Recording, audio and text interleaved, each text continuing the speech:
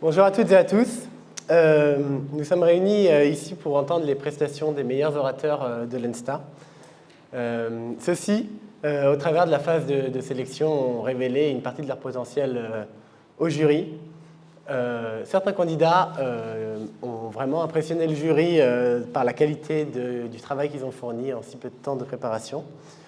Il est juste de dire que certains nous ont emmenés dans leur propre monde durant 5 minutes, en nous faisant voyager, regretter, rire ou encore rêver. Parmi les 8 candidats à s'être présentés, le jury a sélectionné les 5 meilleurs et ce sont eux qui vont vous parler aujourd'hui. Donc le sujet de cette finale est « En faut-il peu pour être heureux ?» Chaque candidat disposera de 10 à 12 minutes pour convaincre le jury. Leur ordre de passage a été tiré au sort afin qu'aucun ne soit avantagé. Je tiens à remercier fortement les alumni qui nous permettent de faire ce concours, qui nous ont financés depuis le début. La communauté ENSTA Alumni nous finance la vie associative au travers plein de moyens et nous leur en sommes vraiment reconnaissants. Je tiens également à remercier le jury qui est présent aujourd'hui et qui est composé de M. Didier Jamet, chargé de communication éditoriale et relations presse à l'ENSTA, Maître Aurélien Aucher, professeur de droit à l'école et avocat à la Cour, Vincent Lahaye, qui est finaliste du concours de l'an dernier, M. Pierre Larocque, qui est représentant du jury Faites-nous rêver et également président de l'amicale ENSTA et Super Héros, et Madame Florence Bouchy, qui est journaliste au journal Le Monde et professeure de communication à Polytechnique et à l'ENSTA Paris, et qui est également diplômée de Sciences Po et de l'ENS Lyon. Et moi-même qui ferai partie du jury pour cette finale. Les passages sont censés se terminer normalement vers 16h. Et on vous invite tous à un buffet qui se déroulera dans l'alvéole 1 juste après, pendant que le jury délibérera. Et on annoncera les lots et les finalistes à ce moment-là. Je rappelle que les lots qui seront offerts aux vainqueurs sont pour le vainqueur un week-end de 3 jours dans un château. Pour le deuxième, un repas à 2 dans un restaurant gastronomique. Pour le troisième, une carte Fnac d'une valeur de 80 €. Pour le quatrième et le cinquième, une carte Fnac d'une valeur de 40 €. Et pour les 3 qui n'ont pas été sélectionnés pour la finale, ils recevront une carte Fnac d'une valeur de 20 €. Voilà, je tiens également aussi à remercier Technimage et Instagram, les assos vidéo et photos de l'école qui sont présentes et nous permettent de filmer et de faire des belles photos pour tous les candidats. Voilà, je laisse la parole au premier candidat qui est Albin Joyeux.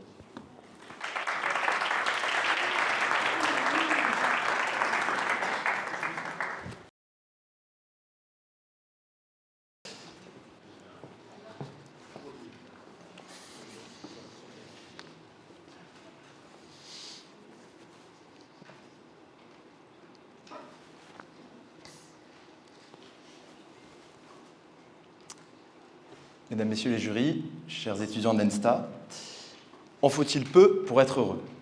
Eh bien, je vous réponds qu'il en faut peu pour être joyeux. Si Balou avait chanté ça, ma réponse aurait été « Il suffit d'un nom, le mien. Échec et mat, je pliais, mais vous en avez décidé autrement. » L'adage que l'on nous donne comporte 7 mots, dont le mot « peu ». Ça fait quand même pas grand-chose. Cyrano de Bergerac aurait dit « C'est un peu court, jeune homme. » On aurait pu dire bien des choses en somme. On aurait pu dire « La vie qui s'offre à l'homme, même sous la plus modeste forme, permet-elle de la combler, malgré le peu qui lui est donné ?» Ou encore « La condition humaine, dans ses plus bas retranchements, où les abysses profondes tirent l'homme vers l'ombre, faut-elle une bougie qui lui permette de vivre heureux et sans souci ?» Aujourd'hui, on nous apprend à nous contenter de peu. On nous rappelle notre fonction primaire d'élève ingénieur, pragmatique, en quête d'efficacité, qui balaye toutes sortes de facéties. Alors non, aujourd'hui, quittons nos démonstrations, théorèmes et lemmes et parlons de poèmes. Alors heureux me rappelle Joachim du Bellay, heureux qui comme Ulysse, et permettez-moi de vous présenter heureux qui comme Balou. Je me permets de fusionner sans vous demander votre avis, certains l'auront compris, c'est une coutume commune par ici. Heureux qui, comme Balou, se nourrit d'eau fraîche et de verdure. Ceux qui viennent pour le buffet seraient déçus d'y trouver des pichets d'eau, quelques pousses d'épinards sans vinaigrette. Certains diraient « Où sont les rôtis, les saucisses, les pâtés de cerf, les cygnes bien poivrés que l'on ripaille à plein ventre ?» Peu de personnes semblent se satisfaire du peu de nourriture, mais comme dit le vieil adage, il vaut mieux une diète entre amis plutôt qu'un festin entre ennemis. L'important, c'est les personnes qui nous entourent et ce qu'elles nous apportent. Jésus a dit l'autre jour, « L'homme ne vivra pas de pain seulement, mais de toute parole qui sort de la bouche de Dieu. » Alors, à défaut de pop-corn et de cacahuètes, soyons heureux et nourrissons-nous de la parole des autres, et délectez-vous de mes humbles paroles, à défaut d'un festin de noces. Vous l'aurez compris, le fond de ma pensée est que l'on peut se satisfaire les uns les autres. Heureux qui, comme Balou, se satisfait du nécessaire. Satisfaisons-nous de nos plus fidèles amis et ne nous entourons pas de nos ennemis. Ne soyons pas des hommes politiques qui s'entourent par intérêt en quête de pouvoir et qui répondent quand on leur demande « Moi, M. Bourdin, je n'ai pas d'amis ». Ne soyons pas non plus ces personnes mondaines qui croient avoir des amis et posent toujours ces mêmes questions. Comment va ton cousin? Comment vont vos enfants? Comment va ton chien? Comment vont les affaires? Alors qu'on n'en a rien à faire. Je vous parle d'élévation mutuelle. Je vous parle de Montaigne et la Boétie. Je vous parle de Wagner et Nietzsche, d'un ami qui devient un appui. Je vous parle d'amis au soutien lorsque les problèmes vous submergent. Ceux qui prennent l'épée avec vous pour combler vos démons. Parce que quelqu'un de malheureux, c'est quelqu'un qui n'arrive pas à surmonter ses problèmes. Heureux qui, comme Balou, chasse de son esprit tous ses soucis, prend la vie du bon côté, rit, saute, danse et chante. Ce n'est plus la question du peu qu'il faut pour être heureux, mais plutôt du trop de problèmes qui pourraient empêcher de l'être. Le peu qu'il faut pour être heureux, c'est peut-être la force de la résilience ou du déni. C'est une force très commune à l'ENSTA. Nous savons tous qu'un partiel raté n'empêche pas une bonne soirée, où l'on rit, saute, chante et danse, même si nous savons que nous nous retrouverons au rattrapage le 27 août. Cette force, c'est d'oublier l'épée Damoclès au-dessus de notre tête. C'est oublier la mort qui nous attend, tôt ou tard, tapis dans l'ombre. Bref, je m'égare, revenons à nos ursidés. Heureux qui, comme Balou, se contente de ce que lui procure la nature, celle qui nous a fait créature. Elle nous a donné un corps, beau pour certains, pas toujours pour d'autres, des cheveux, beaucoup pour certains, plus longtemps pour d'autres, un don, une voix, une oreille musicale, un pied magique. Alors oui, il est peut-être plus facile d'être heureux, beau, garni et doué, plutôt que laid, chauve et empêtré. Je ne parle pas de moi.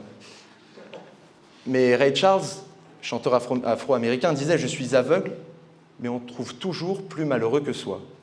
Il y a une suite à citation, mais ce que l'on retient, c'est que le peu qu'il faut pour être heureux est un peu mieux qu'un petit peu.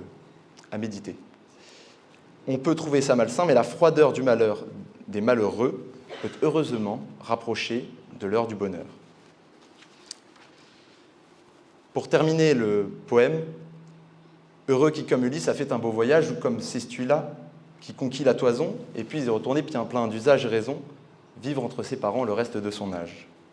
Ulysse de l'Odyssée d'Homère part longtemps, mais se retrouve heureux lorsqu'il rentre chez lui, à la fin de son aventure. Le peu qu'il faut est sans doute un chez-soi, que ce soit un palace ou un taudis. On ne s'en rend peut-être pas compte, mais on s'en rend compte à la fin du voyage. Candide se rend compte, lorsqu'il rentre, qu'il est heureux de retrouver son jardin et qu'il ne le quittera plus. C'est le fameux schéma narratif des contes, la situation initiale, le sournois élément perturbateur, les interminables péripéties, l'attendu élément de résolution et l'inéluctable situation finale. Et à la fin, ils vécurent heureux et eurent beaucoup d'enfants. Or, cela n'est pas possible sans le sournois élément perturbateur. Alors, je vous le souhaite, que la foudre s'abatte sur vous, vous sorte de la situation initiale pour vous emmener vers une fin heureuse. C'est sans doute en voyant le monde sous un autre regard que l'on rentre chez soi et qu'on retrouve sa vie d'avant et que l'on se rend compte que c'est ce peu qui nous rend heureux. Coupons court, 4 discours suivent. Une phrase vaut souvent mieux que de longs discours. En faut-il peu pour être heureux? Bien, heureux sont ceux qui le sont avec peu. Merci de votre attention.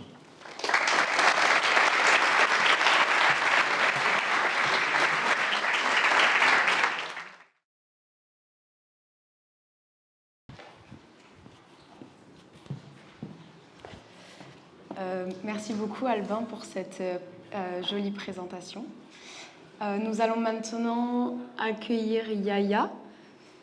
Donc, applaudissons-le.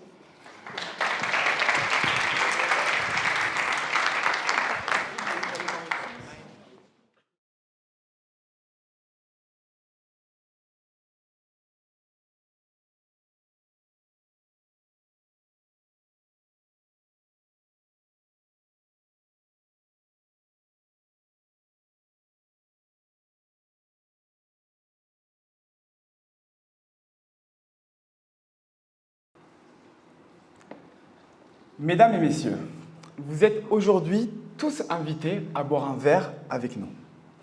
Veuillez alors prendre place à cette grande table. Devant vous, vous trouverez la carte des boissons. Faites-vous plaisir, c'est la maison qui offre. En attendant que vous fassiez vos choix de bonheur gustatif, je laisse mes autres invités, m'accompagnant ce soir, commander. Une scientifique, un artiste, un psychologue et ma chère maman. Madame la scientifique plonge immédiatement dans la carte et commence ses analyses physico-chimiques sur chacune des boissons. Elle lit les ingrédients, demande leur taux de concentration dans la boisson, se rappelle ses souvenirs de licence, les conversions chimiques, les réactions chimiques, fait quelques calculs et silence. Dopamine, oxytocine, endorphine et sérotonine. Eureka. Maximiser son bonheur ne serait pas tout simplement poser une équation avec ces insolites molécules du bonheur et composer un cocktail idéal pour en démarrer la synthèse? La scientifique ainsi nous explique que le bonheur est naturel, mécanique, injectable et flexible. Facile, aussi facile que le jus de fruits que devant nous, elle est en train de déguster. Prenez une banane pour la dopamine, molécule du plaisir, de la satisfaction, de la gratification. Ce neurotransmetteur est le roi du circuit de la récompense du cerveau. Ce système fondamental à notre survie, car il nous motive à réaliser des actions et à adopter des comportements qui sont nécessaires à notre survie et à celle de notre espèce. Ajoutez quelques dates pour stimuler l'oxytocine, l'hormone de l'amour, du câlin, de l'attachement. Ce composé d'acides aminés joue un rôle clé dans le système nerveux et nous garantit un sourire et des effets anti-stress et antidépression. Coupez une figue pour la sérotonine et ajoutez un avocat pour l'oxytocine, pour l'endorphine. Et vous pouvez avoir devant vous un cocktail, le cocktail du bonheur, niveau débutant dans le livre de cuisine. En faut-il peu pour être heureux? La question semble devenir une banalité. Quand nous pensons donc à comment notre corps humain, qui a été conçu, une usine qui ne s'arrête jamais et qui nous produit notre bien et notre bonheur d'une manière à la fois très complexe et tordue, à la fois aussi évidente qu'ouvrir sa bouche et manger une fraise au chocolat. Pour être heureux, donc, il faut juste de la matière première pour notre machine qui marche toute seule, à notre service, codée par l'ADN, orchestrée par le cerveau, commandée par le cœur, qui pousse au rythme de notre bonheur. En entendant ces paroles, l'artiste soupire tellement fort que tout le monde le regarde. Il fait signe au serveur, il est prêt pour commander. Le monde est si totalement et merveilleusement sans aucun sens que réussir à être heureux, ce n'est pas de la chance, mais c'est de l'art à l'état pur. Il vient de nous citer le poème Le Monde de René Magritte. Pour l'artiste, être heureux, c'est l'épreuve de l'épreuve. Un chef-d'œuvre idéal, mais inatteignable, puisque pur. Toute petite erreur le fausse, et toute petite altération le disqualifie. Le bonheur est alors précieux, et il faut donc le soigner, s'y investir, le vouloir, le désirer, se battre pour lui. L'artiste nous raconte alors comment dans son atelier, assis devant sa toile, il essaye à la fois d'exprimer son bonheur, à la fois de trouver son bonheur. Et c'est exactement ce paradoxe de la double dimension vecteur et source de l'art par rapport au bonheur qui met en crise notre cher artiste, qui le fait soupirer devant la scientifique aussi sourde d'elle et devant sa boisson. « Donnez-moi ce que vous avez de plus fort !» il a alors exclamé, l'artiste. Devant au sentiment d'incomplétude, d'insatisfaction, de perte que l'art peut transmettre émotionnellement à l'artiste en lui rendant l'épreuve du bonheur un travail d'Hercule. Il se réfugie dans l'alcool le plus déstabilisant, impactant, celui qui fait voyager, celui qui nous rend heureux ailleurs et pas sur Terre. Et c'est là que je me rends compte que la relation entre l'art et le bonheur est complexe et varie d'un individu à l'autre. Puisque comment expliquer ce que nous ressentons quand Dancing Queen des ABBA nous fait danser à l'infini? Quand nos poils se dressent devant Emma Stone dans La La Land, qui sourit de loin vers Ryan Gosling, à toute fin, au nom de l'amour qu'ils ont partagé. Émotionnellement parlant, être heureux, c'est juste bouleversant. Et la quantité n'est plus une question. En faut-il peu pour être heureux? Une seconde, quelques vers, un film entier, l'éternité. L'artiste ne répond pas. Ne passe pas inaperçu, entre-temps, le verre de vin que le psychologue tient dans la main. Il en observe la robe, il incline le verre et le fait tourner avec une maîtrise qui fascine, qui ensorcelle. Une brillance éclatante rencontre une intensité soutenue et profonde, laissant apparaître les larmes descendant la paroi du verre avec grâce et douceur. Et si les yeux du psychologue sourient déjà eux-mêmes, ce sont son sourire qui, petit à petit, fleurit dans son visage, qui attire complètement notre attention. Juste après qu'il ait rapproché son nez, qu'il soit envahi par les senteurs de ce vin qui lui rappelle l'enfance, le feu de la cheminée de la campagne, les gigantesques repas de famille, les festivités arrimées à cet élixir. Pour le psychologue, le bonheur se divise en 3. 50% c'est du bonheur constitutionnel, l'héritage générationnel de la famille, les souvenirs ineffaçables de sa propre famille, l'unique grande histoire de ses grands-parents. Le bonheur est passé, du passé, le passé. Et cela ne doit pas être négligé. 10%, c'est les circonstances de la vie, les défis, les épreuves, les choix à l'instant T que nous faisons constamment. Le bonheur ainsi nous entoure, nous accompagne dans la vie et reste à nous de lui donner la main. 40%, c'est notre futur, notre destin qui nous définit, nos objectifs qui modulent nos choix. Le bonheur est projection et prospective de soi. Ainsi, pour être heureux, il suffit d'y croire et suivre ces principes du bonheur qui n'ont pas de temps ni d'espace, qui sont là et nous attendent et nous demandent de ne pas craindre d'être heureux, de vouloir être heureux. Même si cela peut paraître énorme, il ne faut pas penser le bonheur comme résultat, mais comme processus menant au résultat. Le bonheur est la capacité de profiter de la fatigue et de trouver une solution à un problème. Le bonheur est la joie du petit pas que nous faisons aujourd'hui, que nous faisons demain, après-demain. Même si le voyage est long, une montagne russe de haut et de bas, douleur et joie. En faut-il peu pour être heureux? Certainement. Quand nous regardons juste devant nous et nous choisissons d'être heureux maintenant, là, et avec un verre de vin rouge dans les mains, une explosion du goût dans la bouche dès la première gorgée.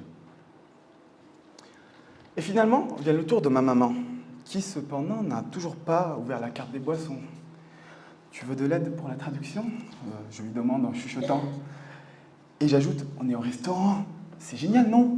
Maman, fais-toi plaisir, il y a plein de gens en plus. Elle regarde le serveur, et avec un air confiant et sûr de soi, mais aussi avec un accent maghrébin très marqué et un français très artisanal, ce qui me fait sourire bêtement, elle demande « Je peux avoir un verre d'eau, s'il vous plaît ?» Je reconnais ainsi immédiatement la simplicité avec laquelle elle a grandi mes sœurs et moi. La recherche du bonheur dans ce qui est petit, dans ce qui est là, dans ce que Dieu nous donne et dans ce que le destin nous prévoit. Réussir à garder allumée la flamme du bonheur dans les petites choses, n'est-ce pas le secret même du bonheur? Se contenter? Apprendre à se contenter et donner la valeur que chaque chose qui nous entoure a et peut avoir, pour que nous soyons tout simplement chez nous, soyons heureux, avec un verre d'eau.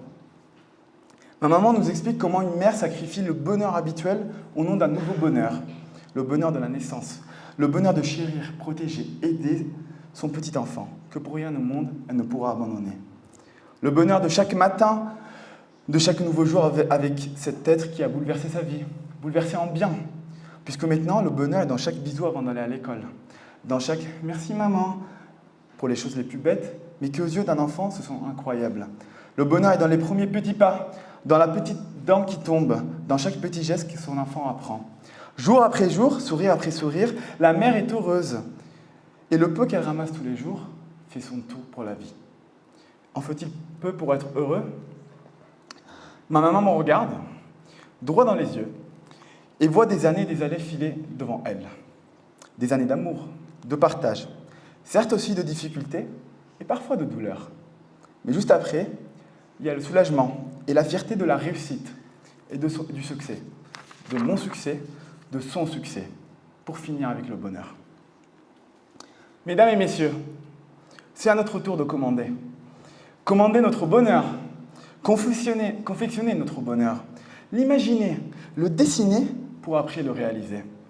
C'est exactement les caractères propres qui permettent à nous tous d'être heureux avec peu, puisque le peu n'est pas rien.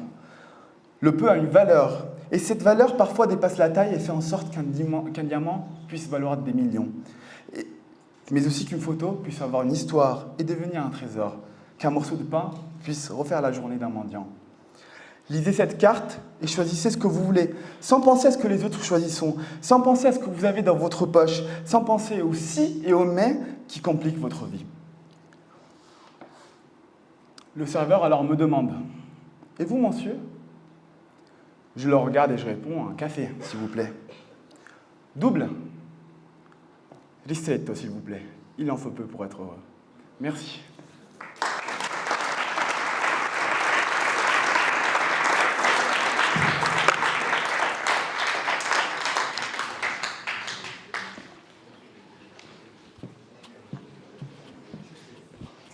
Merci beaucoup Yaya. Nous allons accueillir notre prochain candidat qui est Henri. On l'applaudit s'il vous plaît.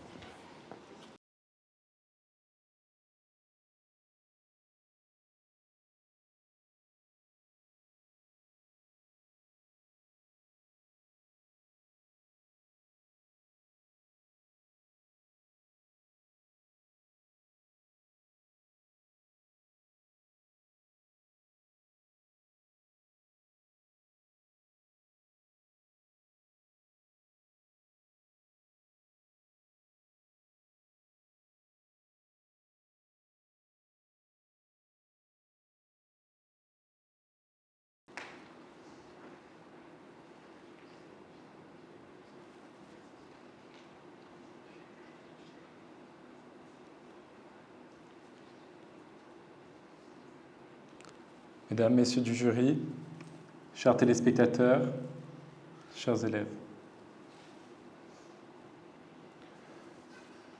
Ce délire dura 2 années entières. Je parlais peu, je ne parlais plus, j'étudiais encore, je jetais là les livres, mon goût pour la solitude redoubla.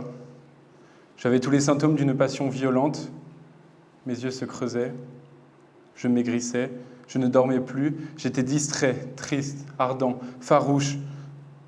Les jours s'écoulaient d'une manière sauvage, bizarre, insensée, et pourtant pleine de délices. René de Chateaubriand. Les pianistes l'appellent blues, les techniciens de surface surménage, l'employé burn-out, le patron perte, le poète spleen, les météorologues mauvais temps. La déprime, c'est le mal qui ronge notre siècle depuis que Dieu est mort et que Kinvey est né. Nous ne sommes pas égaux face aux homos qui nous accablent, pas plus que nous le sommes devant le verre miroir ou le banquier véreux. Penser qu'il en faut peu pour être heureux, c'est suggérer que le bonheur est à la portée de tous et qu'il ne faudrait qu'un peu d'effort pour obtenir tout. N'est-ce pas là trop beau pour être vrai ? Du Coran à la Bible, des mythes aux fables, des romans de guerre aux classiques, des formations en développement personnel à France-Gall, il demeure une extraordinaire profusion des visions du bonheur. S'il en faut pour peu pour être heureux, comment se fait-il que l'on en parle autant ?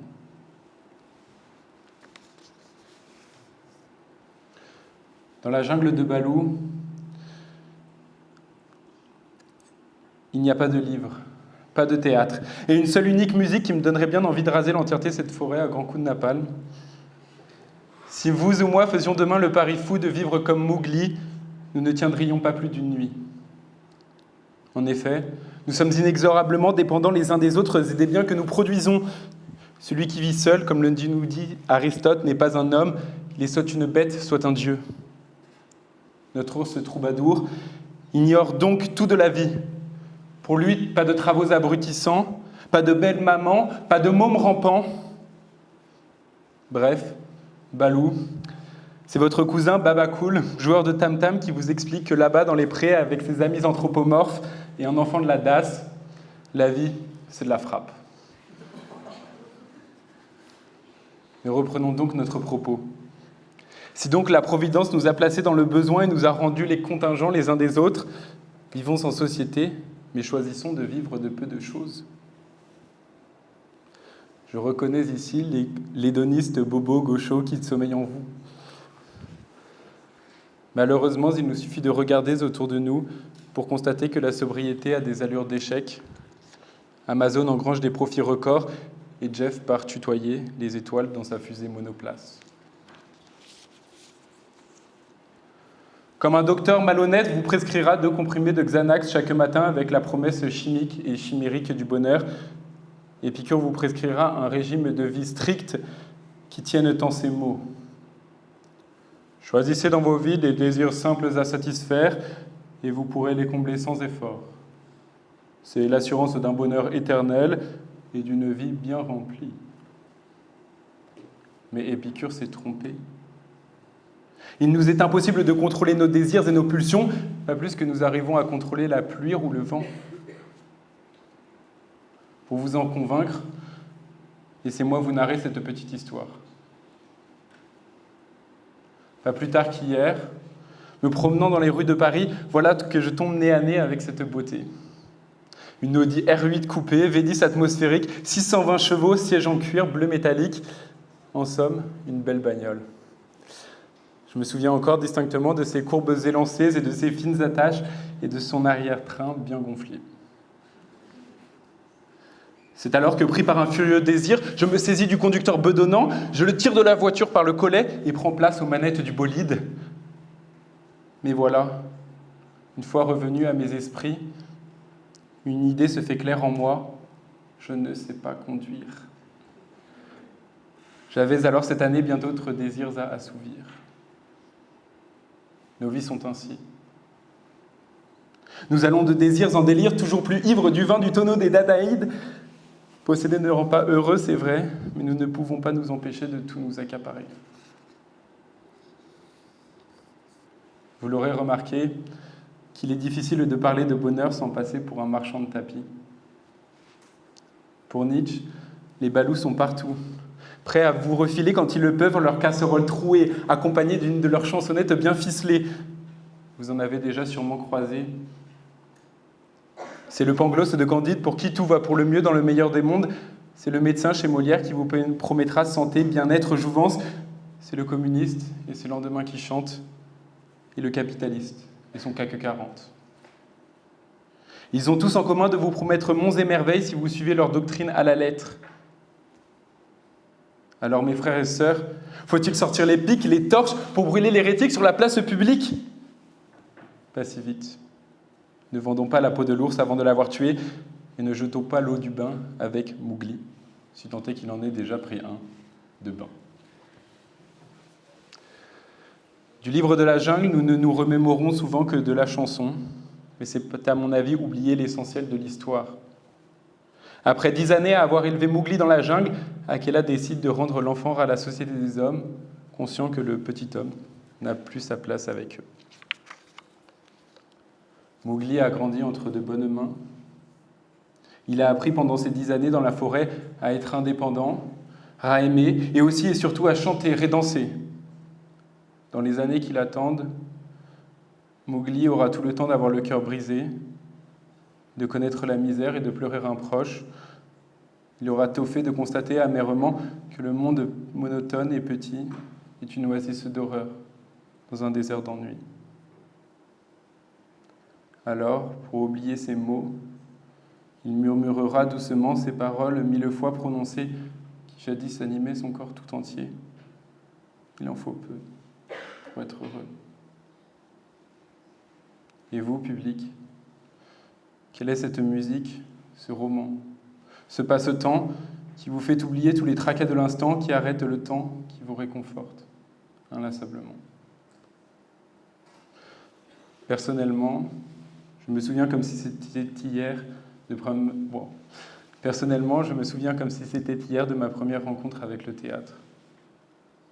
Ce matin-là, maman, après mon petit déjeuner express, m'avait propulsé sur les chemins de l'école avec ces mots « Tu te rappelles, Henri, on te récupère à la sortie du collège ». J'avais passé toute la journée rêveur, trépignant sur ma chaise, attendant avec impatience le gong final qui me libérerait enfin pour aller rejoindre Molière. Le soir venu, j'embarquais dans la Renault Espace pour un voyage duquel je n'allais pas ressortir indemne. C'était une de ces soirées de juillet chaudes. Mes chaussures en cuir noir me faisaient mal en montant les marches de l'escalier pourpre. L'ouvreuse tout de noir vêtue nous installa sans un mot. Après avoir trouvé une position confortable dans le fauteuil de velours me permettant d'entrevoir la scène entre les deux épaules de nos voisins sextagénaires, les 3 coups retentirent. Mon cœur battait à 1000 à l'heure, j'avais la bouche sèche. Une goutte passa le long de ma tempe et le rideau s'ouvrit. C'est alors que les acteurs, semblables à des marionnettes, se mirent en mouvement. Mon cœur exultait, mes pupilles se dilataient et mon sourire s'illuminait au gré des trahisons, des quiproquos, des intrigues tordues et des pièges tendus. À cette époque, je me satisfaisais amplement de la surface des choses.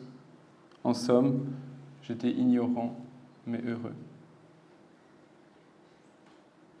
Aujourd'hui, incapable de s'arrêter à la surface des choses malgré tous mes efforts, je me sens obligé de prendre tous les ballots pour des fous. Merci.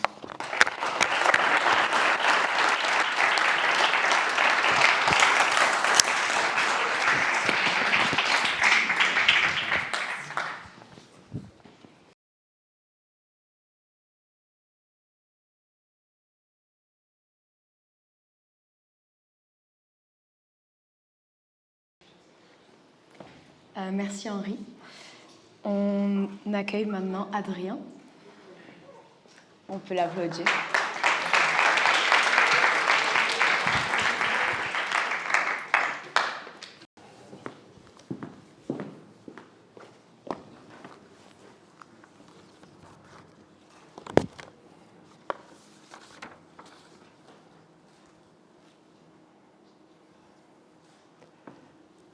Merci. Merci à tous d'être venus déjà, de vous être réunis ici pour moi. Ça me fait très plaisir. Merci aussi pour le cadeau. J'adore les albums photos. C'est un cadeau universel, c'est un cadeau qui nous rappelle des souvenirs anciens, heureux comme malheureux. Mais en même temps, c'est un cadeau personnalisable et qui me touche particulièrement. D'ailleurs, le nom, pas mal, hein, bien trouvé. Un peu kitsch, une vie de bonheur, mais en même temps, ça résume bien. Non, j'aime bien, vraiment. Merci beaucoup. Bon, on l'ouvre. Moi, j'ai envie de le découvrir avec vous.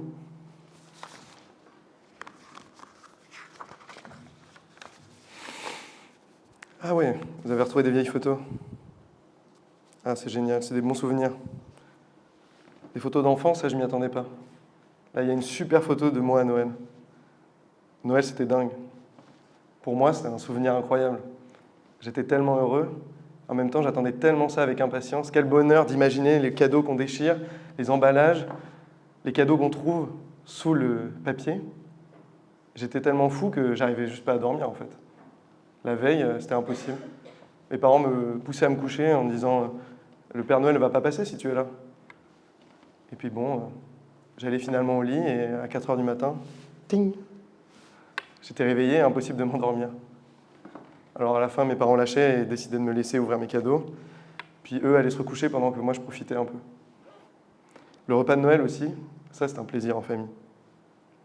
Je vois qu'il y a des photos un peu plus tard aussi. Les photos de lycée, vous n'étiez pas obligés, hein. C'est pas mon meilleur moment. Ah ça par contre, c'est une très belle photo. C'est le jour où j'ai eu les résultats pour mon école d'ingénieur. Ça aussi, c'est un jour dont le souvenir restera à jamais ancré dans ma mémoire.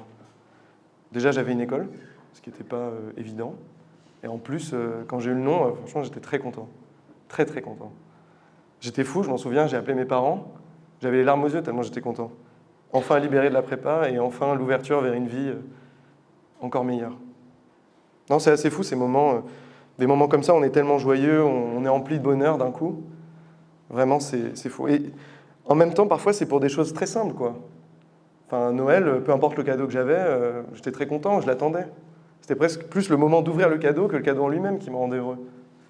Et puis je repense aussi à mes grands-parents qui me disaient que eux, quand ils étaient petits, c'était la guerre, et pendant la guerre, ils n'avaient même pas d'orange. Et les seuls cadeaux qu'ils avaient, c'était pas vraiment des cadeaux, c'était des pommes de terre crues. Et puis la pomme de terre, en fait, si on lui met des petits cure-dents, finalement, ça fait un personnage. Mais bon, quand on est enfant, ça nous suffit. Il n'en faut pas beaucoup, finalement, pour nous permettre de jouer et être heureux quand même.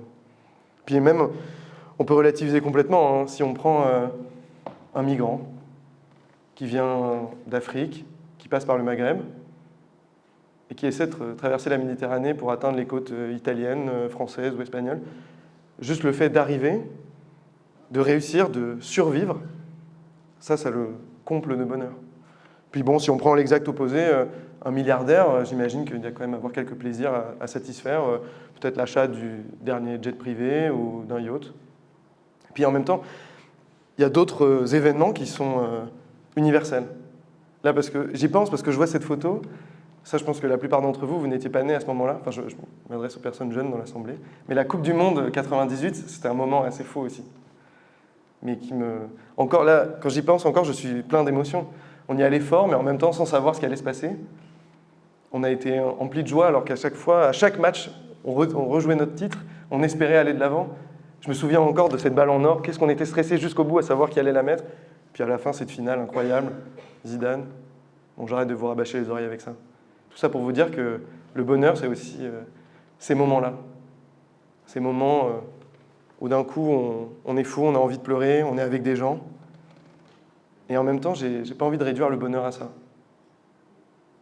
Non, c'est pas possible, on peut pas faire ça. Le bonheur, on peut pas le réduire juste à ces moments, à ces petits moments de joie. Ils font partie du bonheur, mais c'est pas la définition du bonheur. En fait, si on voulait les réduire à ce moment du bonheur, si on voulait réduire le bonheur à ces petits moments, on ferait comme Schopenhauer. Donc ça serait un peu triste. Il est gentil, Schopenhauer, mais j'aime pas cette définition du bonheur. En fait, ce que dit Schopenhauer, c'est que finalement, le bonheur, c'est l'absence de malheur. C'est hyper triste comme vision des choses. Parce que pour lui, le bonheur est intrinsèquement lié au désir, au plaisir. On court toujours derrière un nouveau plaisir, on l'assouvit, et ensuite, on passe au désir suivant. On redescend, on retombe, on n'est plus joyeux. Et donc c'est pour ça qu'il dit que finalement le bonheur, c'est l'absence de malheur, c'est ces petits moments-là.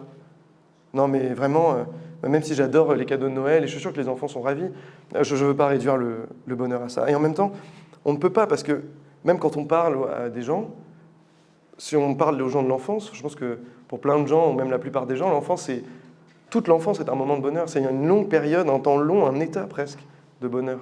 Et même si on reprend un café avec quelqu'un qu'on n'a pas vu depuis des années, on lui demande « Comment tu vas ? Ça va ? Ça fait longtemps ? Comment va ta vie en ce moment ? Est-ce que tu es heureux ?» Et cette question, elle a du sens. Elle a du sens, on ne lui demande pas « Est-ce que tu es heureux parce que là, le cappuccino, il est vraiment particulièrement bon dans ce café ?» Non, c'est pas ça qu'on lui demande. On lui demande si dans sa vie, en général, il est heureux. Et même nous, on peut se poser cette question « Est-ce que je suis heureux dans ma vie ?» Là, j'en viens parce que je vois les photos de mes parents jeunes, ça me touche que vous les ayez mis, ces photos, elles sont vraiment belles. Et en fait, moi, je sais que mes parents, ils m'ont toujours dit quelque chose, ils m'ont dit « Tu feras ce que tu veux dans ta vie. » Ah ça, c'est cool, ça. C'est bien, ils me laissent le choix. Et le seul objectif, c'est d'être heureux. Ok. Comment ? Ah ça, on ne me le dit pas. Ça, on ne nous le dit pas, mais on nous donne cet objectif d'être heureux. Et c'était vraiment marqué. Et en même temps, c'est quelque chose qui m'a fait peur. Moi, quand j'avais votre âge, j'avais peur, je ne savais pas quoi faire, je ne savais pas comment atteindre ce bonheur. J'avais l'impression qu'il fallait faire énormément de choses, qu'il fallait vivre plusieurs vies en même temps, tout mélanger, tout obtenir. Mais en fait, c'est pas ça. En fait, c'est vraiment pas ça du tout. Le bonheur, c'est quelque chose qui se construit, mais souvent dans la simplicité, dans juste les choix, dans la vie qui avance, et on construit notre bonheur petit à petit. Alors, quand on grandit, on peut avoir le choix de vivre à deux, par exemple, d'emménager dans un appartement avec la personne qu'on aime. Ça, c'est super, après, le bonheur qu'on a sur cette chose-là, et ça dure longtemps. Le déménagement, c'est pas forcément le moment le plus joyeux, mais après, le reste, c'est super sympa. Ensuite, il y a voyager avec ses amis, ou voyager toujours avec son compagnon ou sa compagne, s'installer dans un pays, y vivre plusieurs années, travailler là-bas. On est heureux aussi quand on découvre une nouvelle culture, peut-être une qui nous a donné envie depuis énormément d'années. Et puis revenir en France. Et puis parfois pour repartir aussi, parce que finalement on aimait bien ce pays, on a envie d'en découvrir un autre. Trouver le job de notre rêve qui nous satisfait pleinement, avec les conséquences que ça a derrière, ou alors prendre le choix de la sécurité, le job, on nous a dit bon, ça peut être bien de le faire, et le détester complètement. Et finalement retourner dans notre job de rêve, ou peut-être trouver un mélange entre les deux. Je pense que finalement, il n'y a pas besoin de se prendre la tête. Il faut juste imaginer, il faut juste rêver, il faut juste prendre cette vie à bras-le-corps. C'est un peu ce que me disait ma grand-mère en fait. Une des dernières fois où j'ai eu la chance de discuter avec ma grand-mère, c'était une espèce de réunion improvisée, on savait qu'elle allait partir bientôt. Et elle discutait avec tout le monde et je me souviens qu'elle ait dit à mes parents, que je considérais très vieux à l'époque, alors qu'ils étaient fondamentalement pas très vieux, elle leur avait dit « mais vous savez, vous avez toute la vie devant vous ». Elle avait 30 ans de plus qu'eux, donc oui, forcément, pour elle, elle a l'impression qu'ils ont toute la vie devant eux. Et moi, je le regardais, je me disais, et je suis allé la voir, en fait, et je lui ai dit, et moi alors? Et là, en fait, elle a ri tellement ça l'a surpris. Elle trouvait ça presque absurde. Elle m'a dit, mais toi, tu n'as pas une seule vie, tu as plein de vies. La vie, il faut la prendre. La vie, tu la construis, et c'est comme ça que tu construis ton bonheur. Parce que aussi, pour ma grand-mère aussi, c'était important le bonheur. Donc finalement, le message que j'aimerais passer, c'est simplement qu'il faut on n'a pas besoin de grand-chose pour le bonheur. Il faut le construire. Alors parfois, si on veut construire énormément de choses, on va avoir besoin de beaucoup. Puis parfois, on n'a pas besoin de beaucoup. Parfois, juste une cuillère de semoule qu'on a réussi à refaire exactement à l'identique de celle de son père, où au moment où on la sent, on la met en bouche, on est replongé dans cette cuisine 20 ans avant. Ben ça, c'est le bonheur. Non, c'est bon, je suis très content. Cet album photo me fait très plaisir. Il me rappelle de très bons souvenirs. Votre présence aussi avec moi m'a rendu très heureux aujourd'hui. Et vous savez, pour revenir sur le nom, je ne suis pas sûr qu'il soit très bon en fait. Je pense qu'il y a un meilleur nom, en tout cas, bon, je propose, après vous n'êtes pas obligé, mais je pense que vous auriez dû l'appeler « Il en faut peu pour être heureux ». Merci.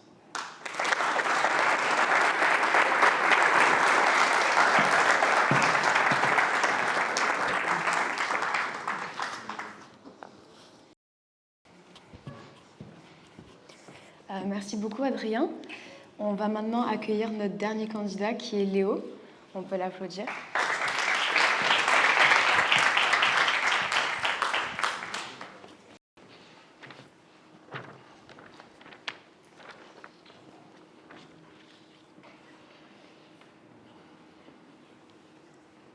Bonjour à tous.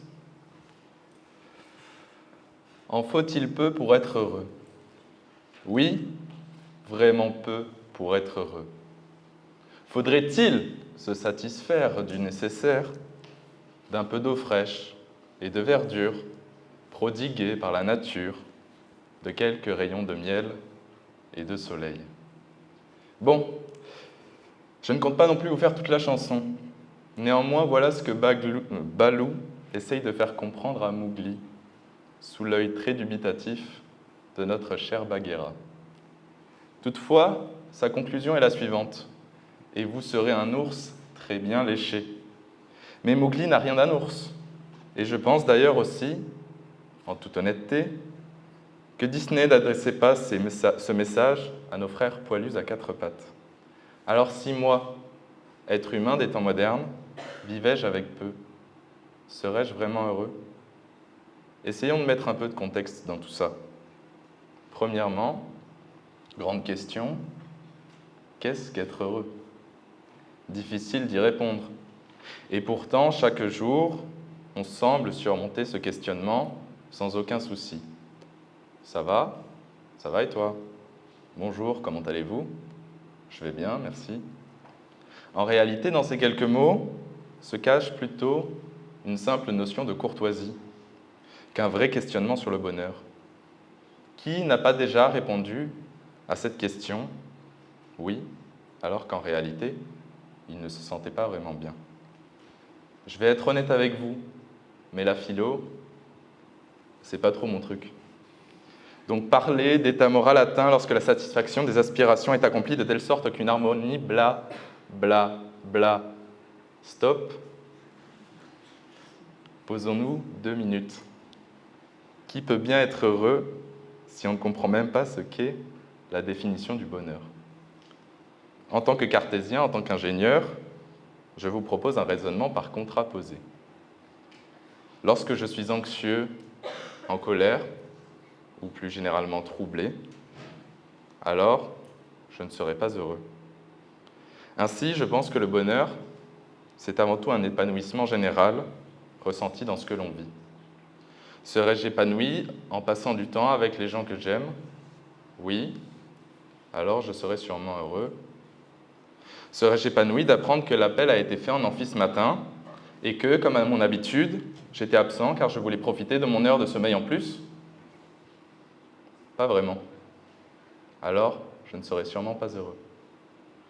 Voilà donc où nous en sommes.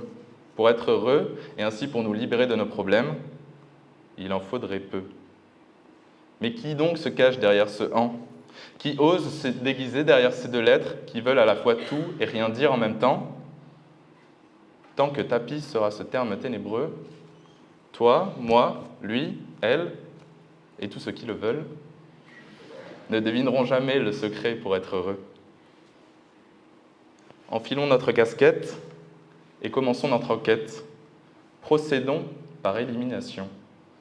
Premièrement, revenons sur les termes énoncés par notre ours gris préféré.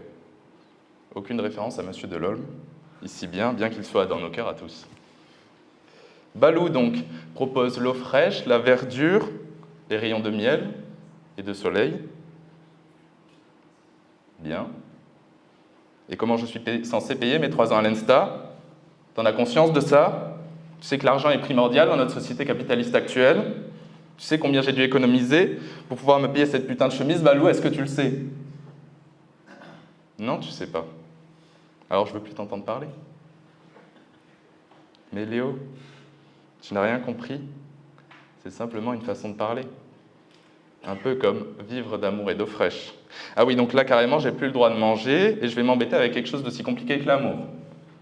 Donc merci bien, mais tu peux garder ta phrase pour toi, pour la mettre sur ta gourde, achetée chez Nature et Découverte, à la limite. Néanmoins, quelque chose m'interpelle.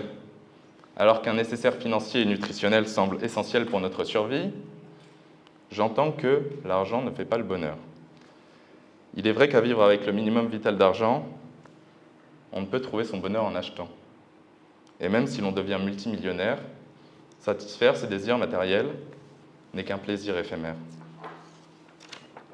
Revenons-en donc à l'amour. Symbole si somptueux s'immisçant secrètement dans nos esprits, lorsque j'aime et que je suis aimé, ne serait-ce qu'un peu par une seule personnalité, voici que mon bonheur commencerait à se multiplier. Il était là, notre « en ». Je m'aventurais alors dans une quête. Trouver l'être spécial dans cette dense forêt peuplée. Et une fois deviné, mon bonheur était comblé. Néanmoins, fredonnant ma joie, j'entendais Sigmund me murmurer « Nous ne sommes jamais aussi mal protégés contre la souffrance que lorsque nous aimons. » Pas de bol. C'est justement ce que je cherchais à éviter. Et un beau jour, l'arbre sur lequel mon bonheur s'appuyait s'était subitement déraciné. Un seul être me manque, et tout est dépeuplé. Je me retrouve alors seul et malheureux. L'homme est par essence social. N'en déplaise à l'Alceste de Molière, et pour soigner mes maux d'hier, je me tourne donc vers mes proches. Que ce soit mes amis ou ma famille, c'est sur eux que je peux compter. D'année en année, certains viennent à partir, d'autres à arriver, mais d'aucuns je ne pourrais oublier. Avoir des milliers d'amis ne serait d'aucune utilité, car la frustration de ne pas tous les voir ne ferait que se décupler. vaut mieux avoir de sérieux amis que des amis sérieux. En comptant mes amis sur les doigts de ma main, je me rends à l'évidence que de plus, je n'en ai pas besoin. Ce seraient donc eux, dont il faudrait peu pour être heureux. Pour fêter cette trouvaille, nous décidons alors, entre amis, de partir en voyage tous ensemble. Nous nous rendons au fin fond du monde, afin de nous satisfaire du nécessaire et d'oublier la surconsommation. Et alors que nous randonnons, nous voici face à une vieille maison. Un homme en sort seul, et ses mots m'ensorcellent. En effet, il me dit, « Plus tard, vous comprendrez que le vrai bonheur réside dans l'appréciation de la solitude. » Abracadabra, toutes mes croyances s'effondrent. Alors que je pensais avoir trouvé la réponse à la question, il s'avère que non. Pourtant, il m'était inconcevable de partager sa réflexion. Vivre seul, c'est pour les vieux cons. C'est alors que je repensais à la question. Si moi, être humain des temps modernes, vivais-je avec peu? Serais-je vraiment heureux? Et là, ce fut l'illumination. Ce n'était pas une question, c'était ma question. À ce jour précis, voilà ce qu'était ma réponse. Mais ma réponse n'était en aucun cas la sienne, ou peut-être encore la vôtre ici dans la salle. Qui suis-je pour décider d'une réponse universelle, alors que chaque être humain est unique et vit ses propres expériences qui le forgeront d'année en année et qui détermineront son bonheur de demain. Alors, cher public, je vous invite à vous poser vous-même votre question. De quoi ai-je besoin pour être heureux? Ainsi, vous pourrez établir votre nécessaire, que ce soit le miel, l'eau, l'amour, la solitude. Chaque aspect de la vie peut potentiellement vous conduire à être heureux. Et dès lors que vous aurez trouvé la chaussure qui siera à votre pied, avoir la même par centaines, par milliers, ne sera pas ce qui vous fera mieux avancer. Cette chaussure, elle est là pour vous protéger des aspérités de la route que vous souhaitez emprunter et ainsi vous conduire à votre bonheur par contraposé. Merci à tous.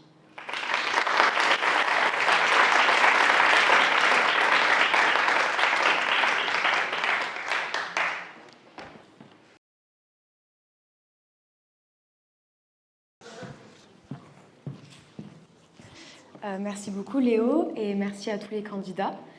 Donc on va laisser le jury délibérer. Pendant ce temps, je vais vous afficher un QR code que vous pouvez scanner pour voter pour votre candidat préféré. Et on peut tous se diriger vers la sortie pour profiter du buffet avant que le jury nous rejoigne pour nous donner sa décision.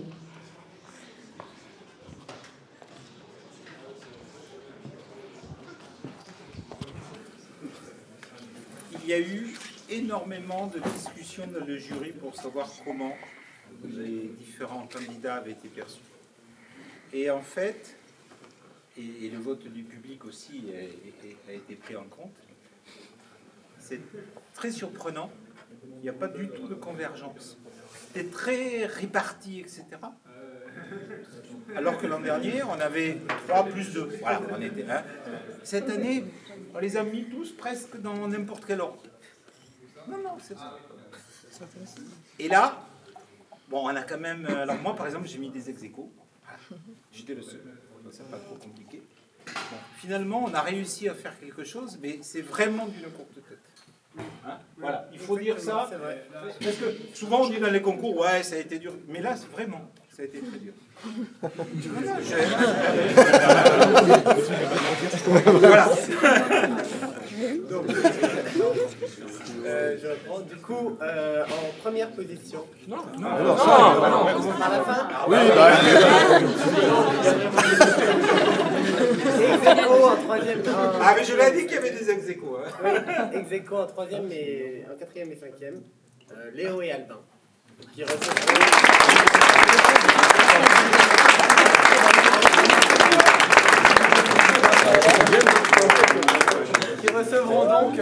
carte cadeau Fnac d'une valeur de 40 €. Le week-end. Ils sont allez, dans le coffre. Le code c'est 25 02. En troisième position, du coup, Yaya.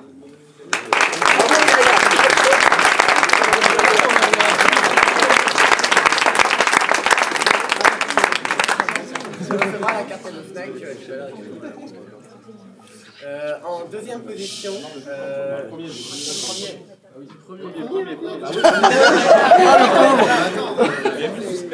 Bah oui, ça y a plus de suspense. Allez, dis le premier. Le premier, eh ben, le premier c'est toi, Adrien.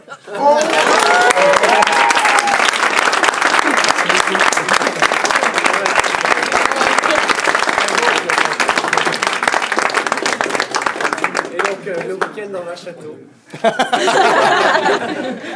Et du coup le deuxième c'est Henri.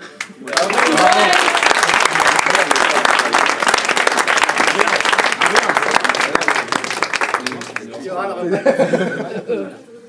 On va vous chercher les lots, on va vous les donner. Super.